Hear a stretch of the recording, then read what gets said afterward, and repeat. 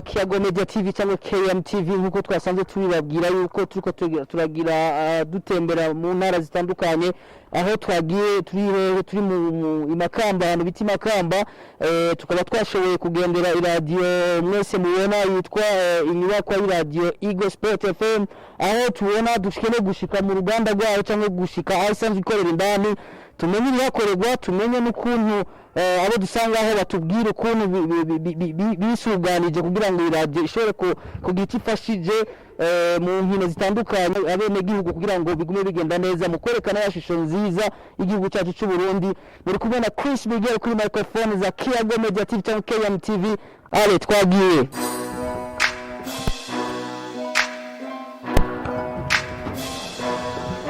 Yes, bakunzi wa KMTV nkuko musanze mubibona turi kumwe na cameraman Genore twishikiye mu ruganda rwa televiziyo Eagle Sport FM 88. Barabibona sport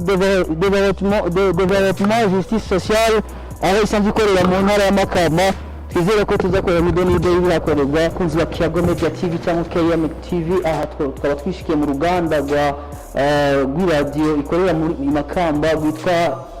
Eagle cyangwa Eagle Sport FM cyangwa Eagle Sport FM Eagle Sport FM tukaba twashyize mu ruganda aho ikorera cameraman gumana natwe yes nyina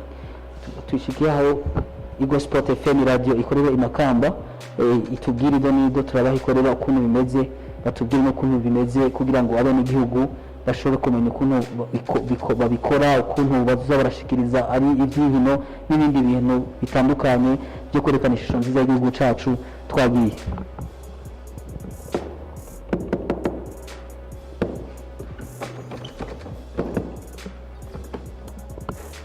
yes bakunzi ba KMTV cyangwa Kiyago Media TV musanze mudukurikirana muri mu mahanga murabona turashitse muri rwa ruganda rwa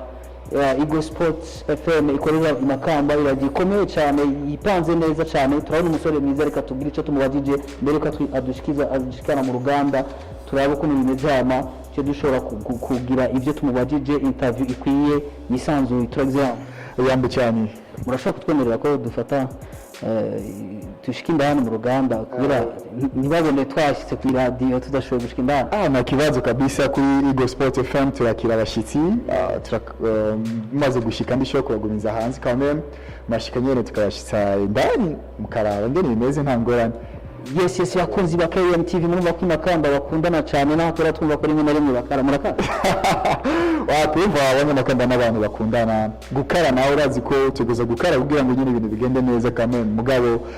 nta beef nanzigo yes ni bwa bumwe nyene muravyumva ni bwa bumwe bwo gukorera hamwe abarundi kugira twese hamwe dufatanya hamwe dukomeze kwerekana ishusho nziza y'igihugu cyacu cy'u Burundi twizere ko byose bizogenda neza kuko twese turi kumwe birashoboka kabisa ubwenge turimo twese turi hamwe byose bisegeza kugenda neza yes barundi kazi cyangwa bene gihugu bivana naho muherereye murabe ibikorwa bikorerwa muri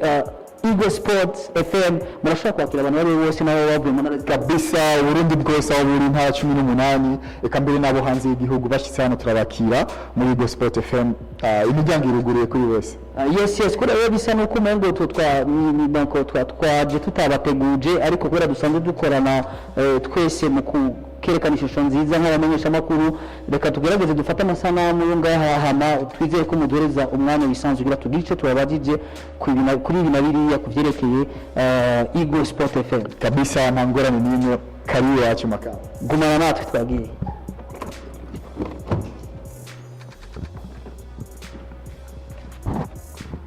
Bonjour ça va yes bakunzi ba KMTV murabona ko ibintu byose bimeze neza ibintu biratagase studio urabona ko yiteguye imeze neza cameraman wacu akomeze kwerekana ingene bimeze aha ni muri rwa ruganda rwa Eagle Sport FM aho tubona ko bimeze neza cyane aho studio yiteguye imeze neza ibyuma bimeze neza mbega mwebwe bimeze gute hano muri Go FM ni sponsor z'abanyamerika ko tubona na microphone ateye ubwoba ibintu nyine biteguye neza n'ibintu bimeze neza kandi murabibona namwe umuntu mbere yo guteza imbere inkino umuntu mbere yo guteza imbere umuziki w'u Burundi umuntu mbere yo guteza imbere akaranga ku Burundi bagiye hamwe maze nkuko ubibona hajya Fondation Pax Burundi baravuga bati reka duzane ikintu gishobora gutuma kabisa abantu bose bashobora kumenya mbega imakamba bimeze gute mu buragane mbega muri sud bayita south makamba south of Burundi ati bimeze gute baravuga bati reka tuzane isamirizi by'ukuri ishobora gutuma abantu aho bari bose bashobora kubona mbega n'ibiki bibera mu ntara y'amakamba mbega n'ibiki bibera mu manuko bw'igihugu cy'u Burundi niko gushobora kuzana rero isamirizi ni Fondation Pax Burundi uko uyibona isanzwe yagarikiwe na nyakubahwa Reverend Ndikuriyo asanzwe yatwashira mu by'umupira mu Burundi akaba kandi n'umunyamabanga mukuru w'umugambi uri ku butegetsi avuga ati reka nshinga isamirizi by'ukuri meze neza isamirizi ukundwa na benshi ku buryo ibikorwa bikorerwa imakamba ibikorwa bikorerwa ahagiye atandukanye mu ntara zitandukanye bishobora gushikira abantu bose muri rusange. Yes reka dushimire umuntu yitanze atiziganya mu kugira ngo ashobore kugira gushobora gushira inguvu hamwe z'abene gihugu ngo ashobore kubegeranya no gushobora gukora igikorwa cya Fondation Pax Burundi. Barundi kazi cyane bene gihugu bivana naho muherereye murumva ko atari kintu gisanzwe nk'umuntu w'icubahiro nkuko bamutubwiye yashoboye kwemera kwitanga ashira inguvu hamwe z'abene gihugu kugira ngo ashobore kugira kijya gikorwa cya Fondation Pax Burundi. Si ibintu byamyeho si ibintu bikorwa n'abantu bose ariko nizera neza ko akunda urukino nayo ni umuntu akunda imino musanze mubizi ni nawe afise umugwi Aigle Noir afise imigwi ya Aigle Basketball afise imigwi ya atletisme vyose mu misi yazuza n'ibindi kandi bitandukanye imigwi umva arakunda sport ariko kandi arakunda n'akaranga arakunda na culture arakunda n'umuziki nico gituma yashimye gushiranga amazi yuko nta kintu gishoboka na kimwe atamuziki umuziki uri ku ruhande nta kintu gishoboka ko n'ibiganiro by'imiziki bibaho birifashijwe n'umuziki ibiganiro bitangwa n'umuziki gisozerwa n'umuziki byose hamwe kugira ngo rero byose bishobora kujya ku mugaragaro cyane cyane impano z'abaririmbyi b'abarundi n'abarundi kazi eka uwo wese afise icyo ashobora gukora kugira ngo ishusho y'igihugu cy'u Burundi ibandanye kuboneka neza mu Burundi eka mbere no mu makungu. Yes murabona uno yatwakiriye hano umenyesha makuru nimba ni heza yego umenyesha makuru twa David Ndereimana n'ujya umenyesha makuru twa Christelle Iradukunda benshi bamwita Kiki nawe yashobora kubaramutsa aramutse n'abakunzi bakiyagomye nagiye guki kiganza nimba kudukorera hamwe twese. Yes turi muri bwa bumwe nyene reka dushimire mbega twabonye Fondation Pax Burundi turabona munsi Aigle Noir urabona byose birango umwe yes ijya ni Fondation Pax Burundi ikaba ari novuga ko ari uwo mushinga ya vyose hanyuma muri Fondation Pax Burundi irimo Aigle Noir murayizi ni mugwi ukomeye cyane ukina mu cicaro cya mbere hano mu gihugu cy'u Burundi usanzwe rero uri musi cyane uri mu muryango wa Fondation Pax Burundi ariko kandi hariho Igo Mineral Water nishira hamwe rikomeye rikora amazi yo kunywa amazi meza cyane ahingurirwa imakamba hajya naho ni ikimenyetso cy'iradio isamirizi yacu Aigle Sport FM byose hamwe rero bikaba biri hasi cyangwa biri mu muryango w'ikitwa Fondation Pax Burundi. Yes Fondation Pax Burundi urumva ifise ibisata bitandukanye Aigle Noir harimo na Igo Mineral Water ama Sport FM radio ndumva ni ibintu bikomeye cyane ibintu none iske bishobora kuba byaraboroheye cyane nubwo tuzi ko uburyo mu gisata cya football atari kirenga kugira ngo izi nguvu zije hamwe nizera yuko abene gihugu mwashoboye gushigikira ivyiyumviro n'ibikorwa mukaje hamwe kugira ngo ibintu bigume bigenda neza. Sindi umuvugizi wa Fondation Pax Burundi ariko ndi umumenyesha makuru umwe w'iradio mu kigize Fondation Pax Burundi nashatse kuvuga abene gihugu bo ngaha bavyumva kumwe nashatse kuvuga kuri kote y'abene gihugu donc barabishigikiye kuko urashobora gukora ikintu ukagikorera ahantu muga abantu bahaba ntibacane bala batarumva ibintu byose surtout iwacu mu Burundi ubona ko ari ibintu turiko turaza buke nk'ibintu vya media ibintu nk'ibi vy'amaradio ibintu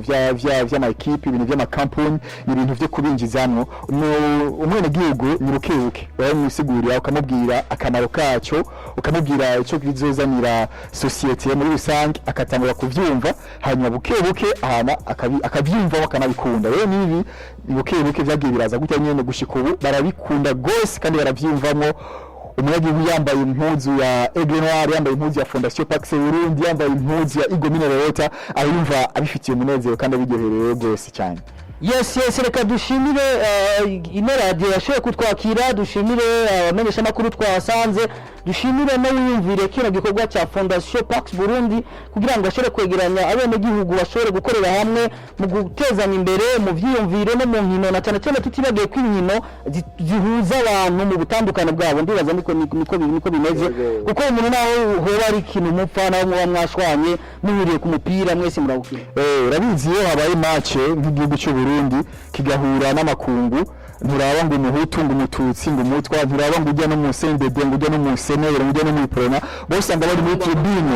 cyane, ngo ujya no mu nyamakamba ngo ujya no mu nyarutana, ujya no bose anga bari muri tribune bafite idarapo rimwe, bose bacahura ku idarapo imwe gusa ry'u Burundi. Urumva rero sport ni ikintu gihuza abantu bose, nka kujya ku muziki kundi umuziki na cyane tutihenze n'igihe Francine Niyonsaba yashika byaragaragaye neza ko abene gihugu bose basidukanye n'iyonka baza kumwakira ku gihugu cy'indege ata muntu n'umwe avuyemo mu butandukane bwabo. Bwiye Francine yirutse indege azanye umudari mu gihugu yateye iteko Burundi bwose bagiye bari kuri airport bamwakira, bari bafitandukanye mu migambwe, batandukanye mu vyumviro vya politique, batandukanye mu ntara baji bavamo, muga vyose sport ikibahuriza hamwe bose bakaca biyumvanamo, cyasigara havuga ikintu kimwe gusa, igihugu gusa. Yes reka tubashimire cyane, dushimire na Reveriyari mu cyubahiro ciwe,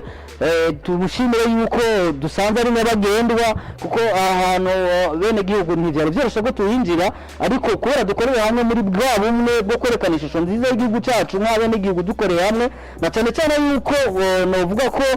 muri bino bihe turimwe abarongozi bacu bashigikiye cyane umwuga wo kumenyesha amakuru mu butandukane bwose bwa bushoboka, kugira twese ngo tuje hamwe twerekane ishusho nziza y'igihugu cyacu, twerekane n'ibikorwa vyiza biko birakorwa. Si kenshi ko twama twerekana ibibi gusa, ariko hari n'ivyiza by'abantu bitanga kugira ngo abene gihugu bagume bari hamwe muri bwa bumwe no muri bwa rukundo. Reka nshimire Reverend Hari, nshimire na Nino Radio yatwakiriye cyane cyane abari ku kivi, na cyane cyane ko muri novuga muri leta nkozi leta mvyeyi murambabarira uko muvyakira kose, ariko niko biri nta n'igihinduka, ariko tuhasanze bari ku kivi biraryoshe cyane, bari ku kivi twabonye n'abari kiki hariya arabinezerewe ko twahashitse. Urabona ko ari bwa bumwe bwo kumenyesha amakuru, aho abamenyesha amakuru basigaye baja hamwe mu butandukane bw'ibinyamakuru bakorera, bagaja hamwe kugira ngo bakorane bamenyekanisha ibintu biriko birahakorerwa mu gihugu cyacu cy'u Burundi. Reka dushimire abarundi badukurikira bari muri za diaspora mu mahanga, Etats-Unis, abari muri za Australia, abari mu Bwongereza, abari muri Hollande, za Denmark, n'abari muri Allemagne. Twongera dusaba ko Nino Radio mbega abene gihugu cyane abarundi cyangwa abene gihugu bari mu mahanga bazoza muri December kuko kwezi kwa 12 tutihenze, urazi ko hana haje abavakansi. Radio turabakira gose mwaka yote yumvikana kuri frequence zisanzwe 88 n'ibicu busa. Abana batwumviza bari Makamba, batwumviza bari mu Rutana, batwumviza bari Bururi, batwumviza bari Inyanza Lake, ayo kandi tumvikana kuri 88 n'ibice bitandatu. Abatwumva bari Kasuru, Kibondo, akari kose ka Kigoma batwumva neza. Mugabo n'aba diaspora Kigoma n'inyanze si Tanzania, bien sûr abari muri Tanzania batwumva neza, za Kigoma, Kibondo, Kasuru. Abatwumva bari muri diaspora shobora koresha internet watwumva neza, wanditse Stream Africa ukandika Radio Aigle Sport FM kuri internet watwumva neza. Uri muri France, uri muri Espagne, uri muri South Africa, uri muri America, uri mu Bushinwa, hose ukatwumva atankomanzi. Ama ba diaspora zo kwifuza kuza karibu wacu Makamba turabakira neza nkuko mwabibonye twe twabakiriye, kandi ukabimeze neza muri bwa bumwe mu rukundo nta gifa. Yes ndabashimiye cyane, murakagira mubaye Imana ikomeze guheza igihugu cyacu cy'u Burundi, yongere iteze imbere na kino gikorwa cya Fondation Pax Burundi cyashoboye kwitanga kugira ngo abene gihugu bo muri kano karere ko muri Sud no kwitanga Makamba n'andi hantu hatandukanye. Nizera ko bidarira ngaho Makamba gusa bibandanya bakomeze bari muri bwa bumwe muri bwa rukundo nyene bwo kuba bandanya tudushira ibendera ryacu hejuru igihugu cyacu Burundi, bibandanye bigaragaza ishusho nziza ku gihugu cyacu cy'u Burundi, kuko Burundi mu murima rusangi nimba ntibeshe nibwo bwatwonkeje. Dukomeze kubivuga neza no kwerekana ishusho nziza atabujyajyana cyane ndasubiyemo atabujyajya. Ego nawe uko bimeze kose yakizi gikorwa kanaka nkiki, mbona ko ni gikorwa gikomeye cyane, sama equipe yose abishoboye, ariko ko nabariyumvire kino gikorwa. Reka tubashimire cyane, dushimire n'abashoboye gukora kino gikorwa mu nguvu zose yakoresheje, akitanga n'urukundo atiziganya. Reka tubwire Imana ati Mana muhezagira hari umwe kuramba, umuhaze kuramba iyi mbuto yateye muri Aigle Noir mu Banyamakamba izibandanye. Twizere ko iyi mbuto Reverend yateye mu Banyamakamba no mu karere yobandanya no muri ino generation yaho. ego yakwiye kubandanya kandi afise n'izindi projet singaha gusa za Mugamba za Bururi Bujumbura n'ahandi za Ruyigi mu Kirundo hose ariko arakora ibintu nk'ibi kugira ngo vy'ukuri ariko naho revereye bariko arakora ivyo bintu byose ariko arasaza arambabarira mu cyubahiro cyiwe mutama ariko arasaza natse kuvuga muri ino generation sinzi ko ari neza ikibazo natse kubaza mutama hari mu cyubahiro cyiwe n'umwe abantu bariko barangura no gusubira mu izina ryiwe revereye mu cyubahiro cyiwe kubona ariko aritanga mugabo ariko arasaza nashatse kuvuga iyi mbuto ariko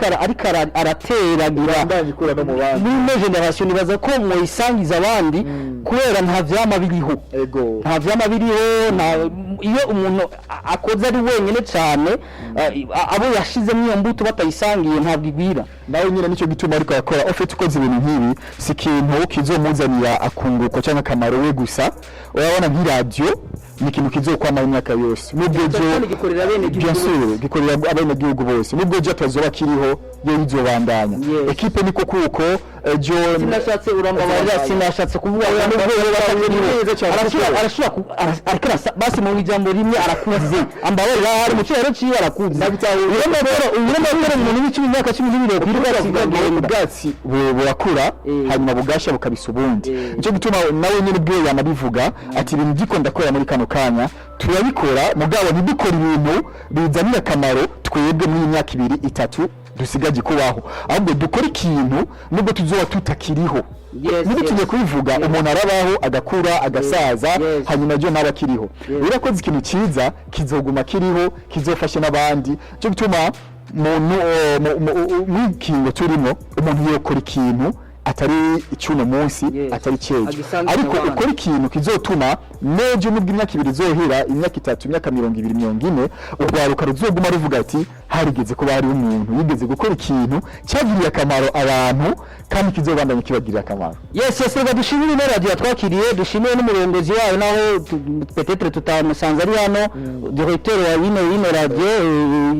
Eagle Sport FM yitwara umurongozi wayo tumushimira hari mu cyubahiro ciwe nawe nyene mukomeze gukora ibikora inka mukomeze kwerekana ishusho nziza y'igihugu cyacu cy'u Burundi bari kumwe na Chris Miguel kuri microphone za Kiago Media TV cyangwa KM TV uko ari radio yanyu cyangwa ari mbonesha kure yanyu yitwa Kiago igiranira ibiyago n'abene gihugu ikabasanga ku kivi ikabasanga basanze bakorera kugira ngo dukomeze muri bwa bumwe guteza imbere igihugu cyacu biciye mu ishusho nziza ndasubiyemo guteza imbere igihugu cyacu biciye mu ishusho nziza apana mu ishusho mbi hari abantu baba biyumvira ko guteza imbere igihugu cyacu bashaka kugiteza imbere biciye ku marezo social mu kugaragaza ishusho mbi ariko icyo ni gicapo kibi kuko uburundi ni umuvyeyi wa twese yatwongeje nta uvuga rero ibere byanongeje nabi siko babivuga kabisa yes murakoze cyane tugere ko nitwagaruka muzo twakira ayo miryango yamayuguruye nkuko mwaje musanga yuguruye nta bantu babajije ngo urumva ngo ibiki ngo mu ibande maze ko rimenyesha makuru misi yose uwo muzika ari umuntu binagira ko ari ibintu biza kubonwa na bose kandi bigira akamaro bose cyo gituma imiryango yacu yamayuguruye hano imisi yose reka tubashimire dushimire n'uri ku buhinga bw'ibyuma hari muri cabine technique sinzi nari madame ndari mademoiselle Kiki Imana muhezagire nawe neza kagira hawa naho ubutaha ciao